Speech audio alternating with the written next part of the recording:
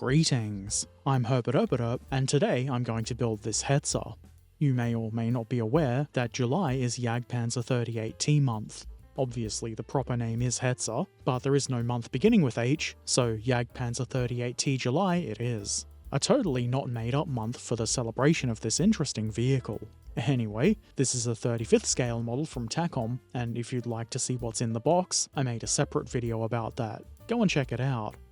The assembly begins with the final drives.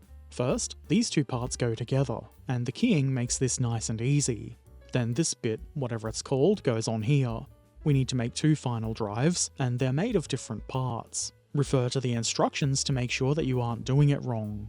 There's a little bolt or something, a tiny piece of plastic, and you need one for each final drive. Unfortunately, I lost one, so my Hetzer is missing a bolt. But that is something that could easily be hidden with mud. I know we make jokes about that kind of thing around here a lot, but in this case it's perfectly reasonable. A sensible next step is to attach those final drives to the hull sides, and this is pretty simple. Even a baby could do it, and babies can barely do anything. Obviously you do have to put them on the correct hull side, otherwise the Hetzer Final Drive Society will come after you. I'm kind of worried they might get me for that missing bolt. Don't tell them. I continue the hull assembly by adding these bits here. They go on before the hull side and final drive assembly. It's pretty easy to get these straight, but once you install the side part, as seen here, you can nudge them properly into the final position if you need to. Once the hull sides are neatly glued onto the hull bottom, I move on to the obvious next step, which is the binoculars. If you're going to build your Hetzer with the binocular hatch closed, you probably don't need to worry about this, because they won't be visible. The binoculars are made up of a few small kind of fiddly bits, but they're not too hard to put together. Nor is their mounting pole thing. It's probably a good idea to keep all of this movable until you know for sure where you want the binoculars to sit, so I carefully glue the lower mounting bracket onto the pole, making sure not to get any glue on the arm bit. I continue with the binoculars by adding this periscope. I didn't know they put a periscope here, but then I don't know a lot of things, and it does make sense. It is a bit fiddly to get it positioned nicely, and it does seem to want to tilt forward, but it is there. I then install the mounting pole, or whatever you would call it, here on the internal wall part, again being careful not to glue that arm into place. The final steps for the binoculars are this little, I guess it's a handle for the user to hang onto and to swivel them around with, and also the mounting bit that connects with the arm on the pole. It is, as I mentioned, a bit fiddly, and the result is a bit delicate, but it does look good. I then install the wall part with the mounting pole here.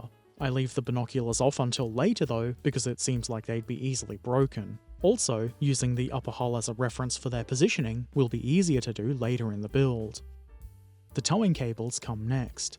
Attaching the plastic ends to the metal cable is the simple part. The cable is an appropriate thickness, which is nice. Sometimes they aren't.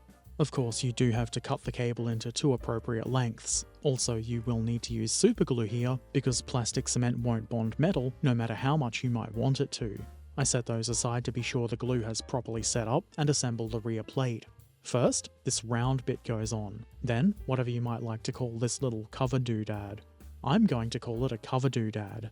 And then we get these small, thin hooks. They're not difficult to install at all, but they are meant to hold the towing cable, which has a little bit of tension to it, so you should give these time to bond to give them the best chance of holding the cable properly.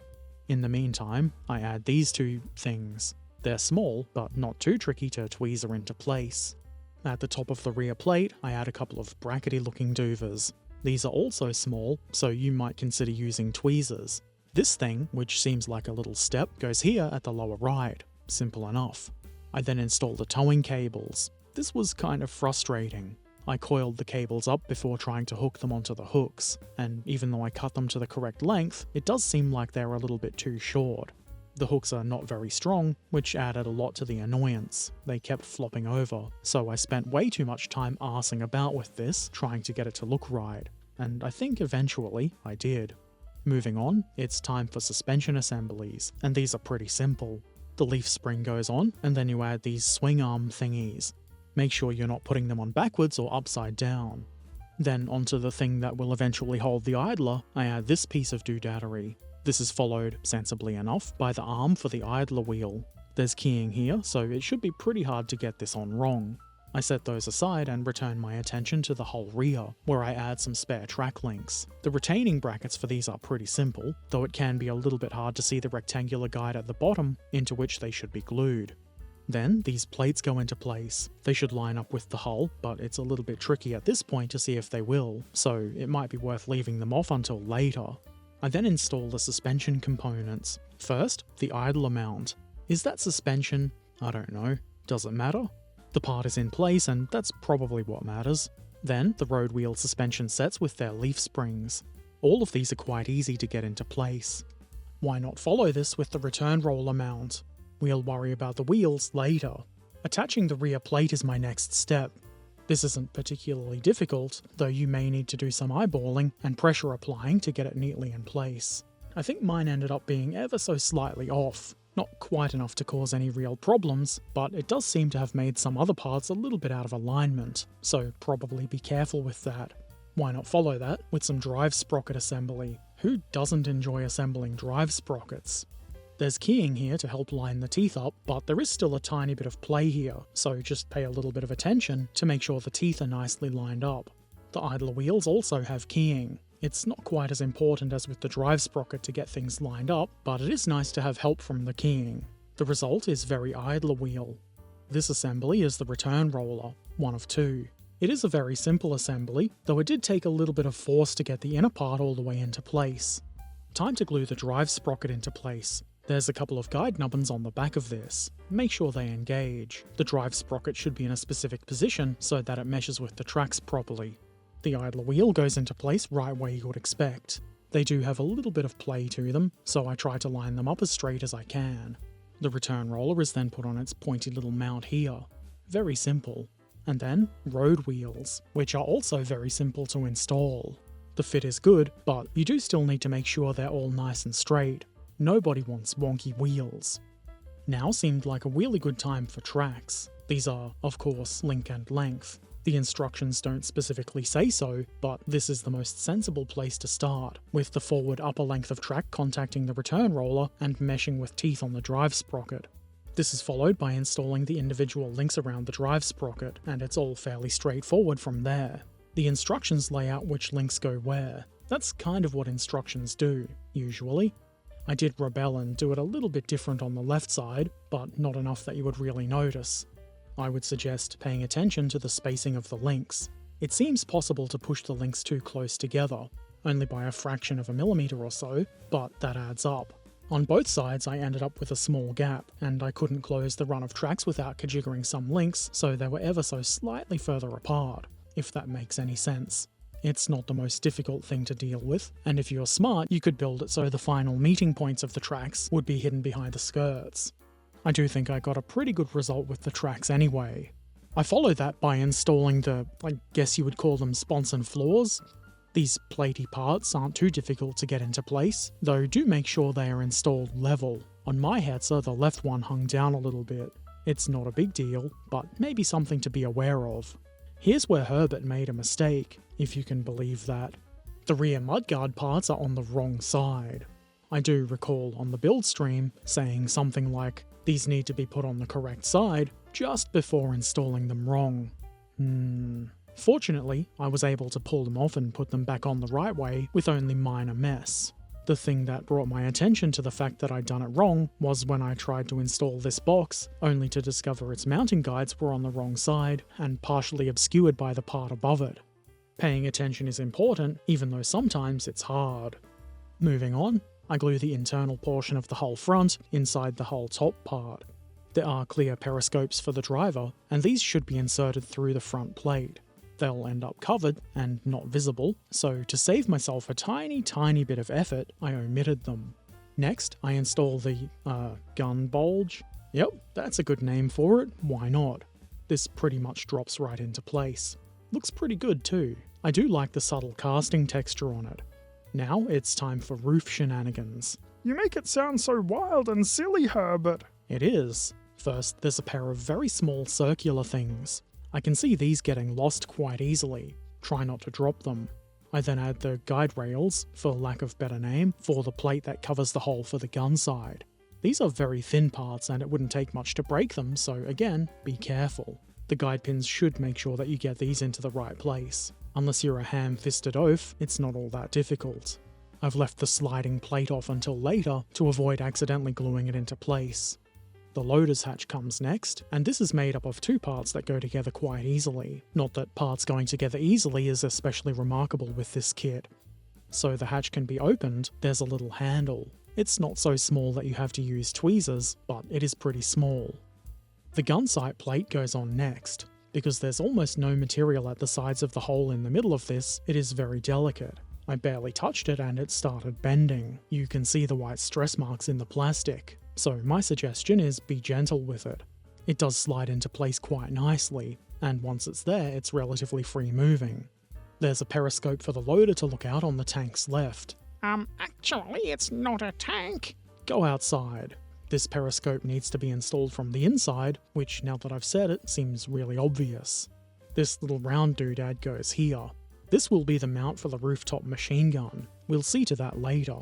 In the meantime, the loader's periscope needs protection from the evil brush, so a brush guard goes here, and this is pretty simple.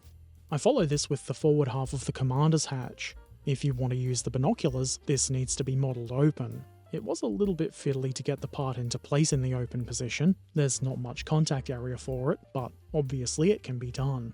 I did it, and so can you. At this point, I decided to add the roof, though the instructions would have preferred that I added more stuff before doing this. I chose to install it now, just in case I needed to add pressure to avoid having to worry about fine details and breaking them.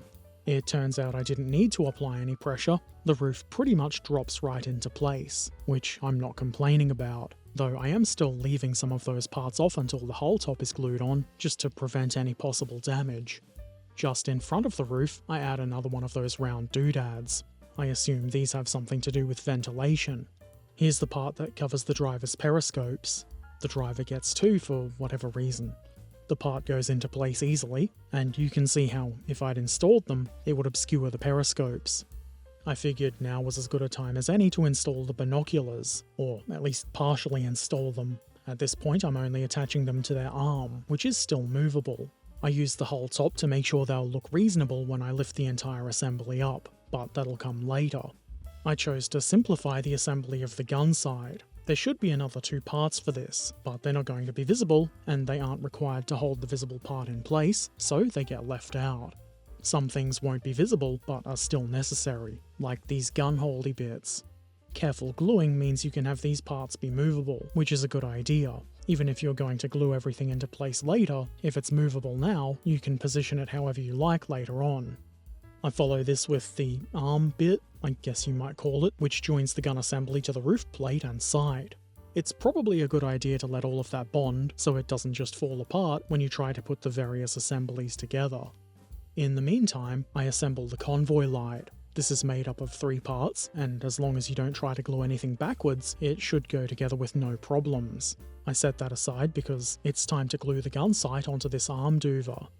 After that's had some time to bond, I install it in the whole top here. And here's Herbert making another mistake. There's an internal gun mantlet part which needs to be installed at this time. I simply forgot it. When you're old and crap, remembering things is hard. Mistakes aside, this installation is quite easy, though it was a little bit fiddly to get that pin on the gun mount to engage with the hole on the bottom of the sliding plate part, though I did get there eventually. Why not then start on the rooftop MG? I glue the magazine onto the left side as the instructions instruct, and at no time did I make the mistake of gluing it onto the right side. You may think you saw that on the live build stream, but you didn't. That would be too many mistakes. While that's bonding, I lift up the binoculars on their mounting pole and glue them into place using the hull top as a guide to get them into the correct position. And then while that's bonding, I add more bits to the MG. The mounting frame along the bottom, which was pretty simple, and then a retaining clip, I guess you might call it, that goes over the top of the barrel. It's a small part, so it was a bit fiddly, but after doing a bit of swearing, it went into place. The base for the rooftop MG is also a little bit fiddly, but not quite as much swearing was needed. I add this tiny sight, or what I assume is a sight. It looks like a smaller version of the one for the main gun. Then there's a couple of very small rectangular bits. This will form the mount for the gun. It's a good idea to leave this bond before installing the MG itself, and while that happens, I install the whole top. I did have to trim away a little bit of the inner front plate part to get this to fit nicely. I don't know if that means I installed the plate wrong, or if that's just how the kit is. The way I did this was to glue the front part of the hull first, making sure that it was as good a fit as it could be. This is the most visible part, so it's probably important. Then I glue down the rest of the hull and apply pressure where appropriate. You can see the floor part here on the left wants to hang down a bit. I used more glue and pressed it upwards so that it would be a bit neater. It was then pointed out to me in the chat that the skirts would hide most of this. The front corner will still be visible, so it was still worth pressing that floor part up into a better position. Back to the rooftop MG, which is being clipped into place on the mount. It did take a little bit of force, but nothing too serious, and it can now pivot on the mount. Instead of just letting it flop about all willy-nilly, I've glued it into place. I left it for a few moments to bond, and then I installed the shields. There are some very faint guides on the inside of the shield parts, but they're not big enough to actually lock the part into place or anything like that. They might as well not be there, really. I eyeball the fit so the shield part more or less sits level with the bottom of the mount. And then, why not install it on its mounting point, which is right here. It is a little bit delicate, so going forward, a little bit of extra care when handling the model is probably in order. Time for the side skirts. These were very easy to get into place. They're not very solid though, so be careful when handling the model. Again, probably avoid grabbing it by the skirts. I then add the no-tech light, which pretty much just plops into that slot there. Here's where I found out that I'd made a mistake with the inner mantlet part. I guess at the time, I didn't quite clock that it was an internal part. Once again, it's easy to make mistakes when you're old and crap. Also when you are distracted by streaming and whatnot. Excuses! Yeah, but shut up. My solution was to messily cut the part until I was able to shove it in through the hole. This part is a necessary component of the gun assembly, so I couldn't just leave it off. Herbert Erpaderp makes the mistakes so you don't have to. How generous. At the hull rear, I add these brackety doodads. The one on the right was one of those very slightly out of alignment parts I mentioned earlier. They both go into place pretty easily though, as does this block on the front right mudguard. The brush guard for the main gun sight is next. This isn't too hard to place, though it is another one of those areas where there's a guide, but it's so small and fine that it might as well not be there when you put glue down. This is only a very minor complaint though. Here's a crowbar or a tanker bar or a jimmy bar, or whatever you might like to call it. I didn't actually film myself putting this on the model, but it didn't just appear there, I did put it on. You might choose to put this on after this little bracket here, though it doesn't really make too much of a difference. This is obviously a bracket for the skirt. Fortunately, you can add this after the skirt with no penalty, and there's one of these for either side. Just above that bracket, on the left side, is a strap-locking thing, whatever you'd call it, that would hold a tool or something in place. And unless I missed it, there isn't actually anything for it to hold. Maybe it's been stolen by no-good punk kids. Now isn't the time to worry about that. We've got an engine deck to install. The instructions seem to want all of this assembled separately, and then installed onto the hull, but it made more sense to me to do it all on the hull, so that's how I did it. You can see I did have to do a little bit of kajiggering at the lower right corner, but it still goes together well enough. I figured I might as well get some of that photo etch done. This is just a flat grill, all you need to do is glue it into place. As far as photo etch goes, this is the kind I like. No bending, just plop it into place. This engine bay door also pretty much just plops right into place, though do be careful not to drop it into the hull. That would be a minor inconvenience. Those are the worst.